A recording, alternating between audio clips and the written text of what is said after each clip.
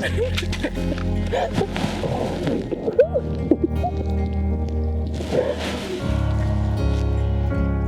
look amazing. I sound like Kermit the Frog again. Yeah, are you sick? Yeah.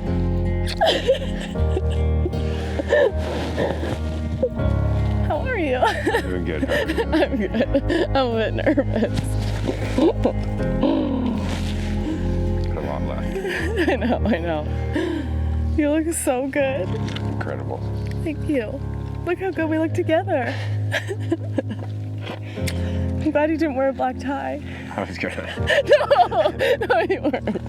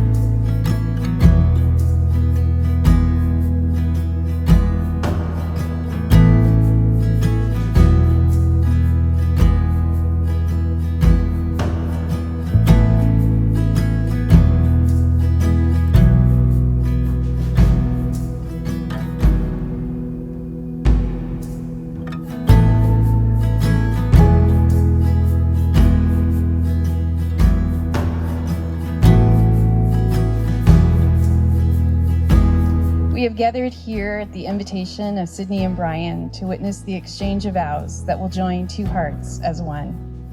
I know that we're all very excited and thrilled to be able to share in the joy of their wedding day and to celebrate the love that led them to this place.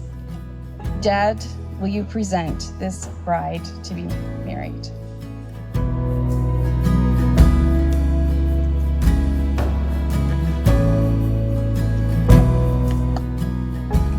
I vow to be by your side through every success and failure, and for every one of those laughs and every one of those tears. To grow with you as best friends, as a couple, and as a family. I can truly say I love you more and more every day, and I wish for that to never end. To think about how far we've come and how far we still get to go, I can't picture my life with anyone but you. Brian Alexander Rideout. I vow to carry when life feels heavy and provide light when life feels dark. I vow to grow alongside you as separate pieces, but to come together to celebrate each other's wins. And finally, I vow to not only be your wife, but to be your best friend and to love you fiercely forever. According to the laws of the province of British Columbia, I now pronounce you are husband and wife. It's time to share your first kiss as husband and wife. Brian, you may kiss the bride.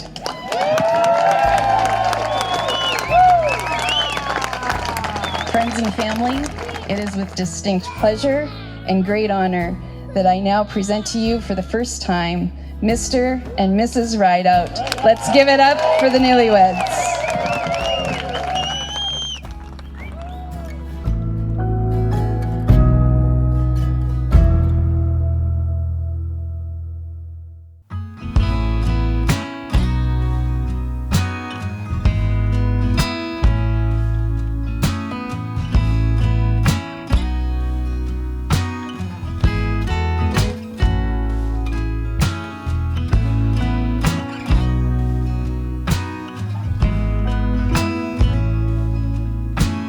Brian was a super kid growing up, and he's never let me down.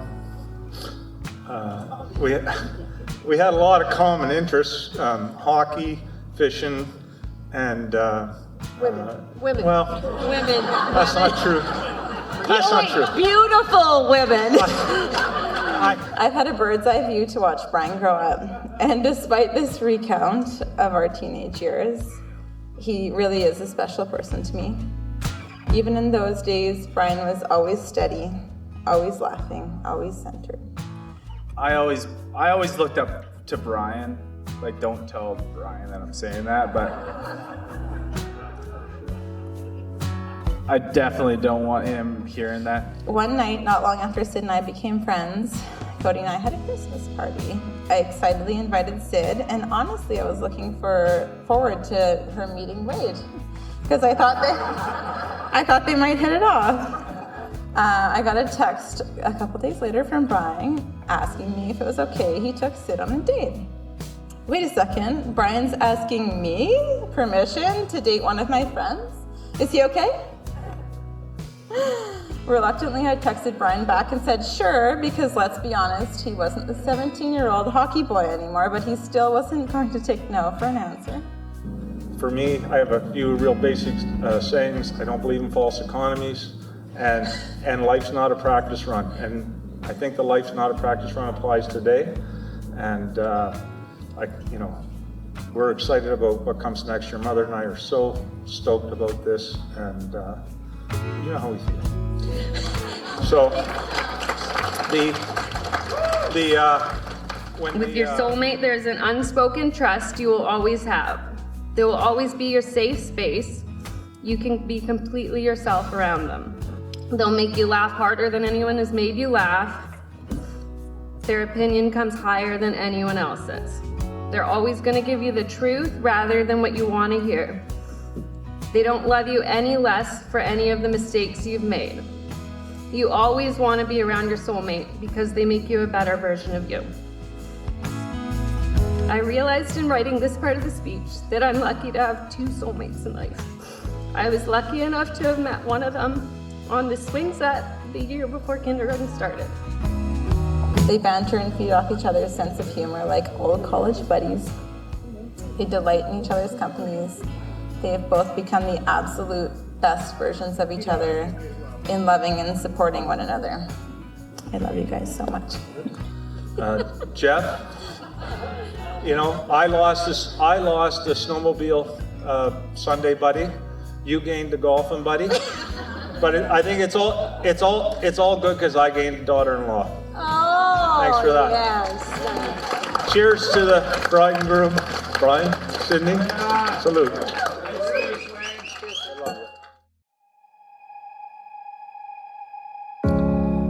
I've relied on a cohort of 3 truly amazing women, each of whom have had a hand in shaping you into the woman you are today. First is Brenda, who brought you into this world and nurtured you for the first 9 years of your life. Brenda's here today in spirit, watching over the ceremony, and she's smiling. Second is Lori Paul, who has known you longer than anyone else here. Lori helped you to recover after Brenda's passing, and she's always treated you as an adopted third daughter. And finally, Marlene, who with conviction, grace, and love took the most difficult job. Win the trust of a 10-year-old girl and shape her into a strong, smart, independent young woman. And for 17 years, she has nurtured and mentored you through the highs and lows of life. And she has always been there for you, and she loves you very much. I'd like to make a toast to Sydney and Brian, so if you guys could. We wish you a lifetime of health and happiness.